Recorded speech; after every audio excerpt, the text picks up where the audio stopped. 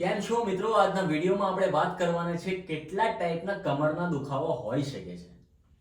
હવે કમરના દુખાવામાં એવું છે કે આપણે મેઇન બે ટાઈપ ગણી શકીએ કે એક અક્યુટ એટલે કે તરત થયેલો દુખાવો. આપણે હમણાં જ કોઈ એક્ટિવિટી કરી, આપણે નીચે નમવા ગયા ને એકદમથી ચસક આવી ગઈ ને એને કહીએ આપણે કે અક્યુટ પેઇન.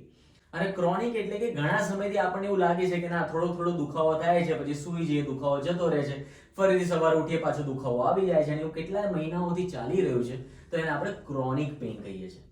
હવે આ અક્યુટ હોય કે ક્રોનિક હોય, બંનેમાં આપણે જાણવું ખૂબ જ જરૂરી છે કે આ દુખાવો ચાલુ શેના માટે થયો છે, કેવી રીતે થયો છે.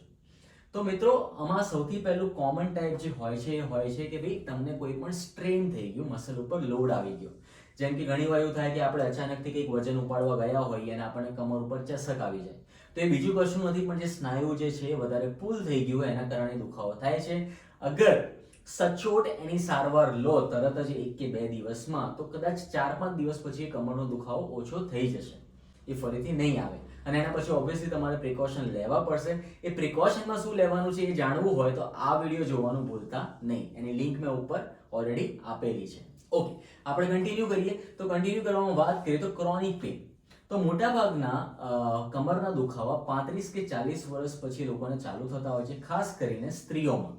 એનું કારણ હોય છે કે બોન હેલ્થ, એમની હાડકાની જે હેલ્થ છે એ ઓછી થતી જાય છે, કેમ કે ન્યુટ્રિશન વેલ્યુ એટલી સારી નથી, કેલ્શિયમ બોડીમાં ઓછું થતું જાય છે અને એ બધા કારણોને લીધે ઓસ્ટિયોઆર્થ્રાઇટિક એટલે કે ડિજનરેટિવ ચેન્જીસ થવાના ચાલુ થાય છે, જેના કારણે જે ગાદી આવેલી હોય છે બંને સ્પાઇનની વચ્ચે એ ધીમે ધીમે દબાતી જાય છે, એમાં પાણીનું પ્રમાણ ઓછું થતું જાય છે અને વ્યક્તિને કમરનો દુખાવો થવાનું ચાલુ થાય છે.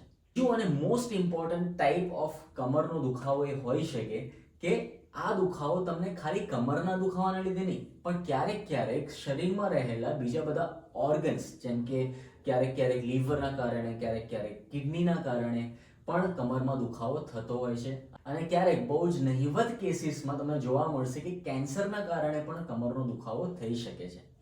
તો આવી પોસિબિલિટીમાં તમને કેવી રીતે ખબર પડે કે આ દુખાવો એવો છે કે જે નોર્મલ નથી?